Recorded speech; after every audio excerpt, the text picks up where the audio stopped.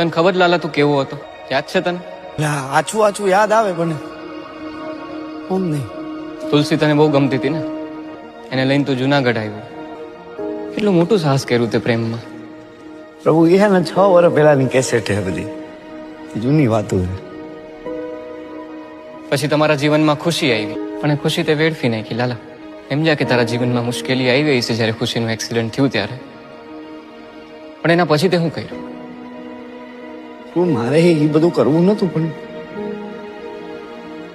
કેમ થતું કે મને કઈ ખબર જ ન પડી.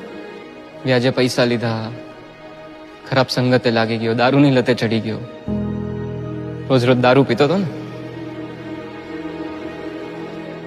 તું રોજ કેવી હાલતમાં ઘરે આવતો તો તને યાદ છે? ક્યાંથી યાદ?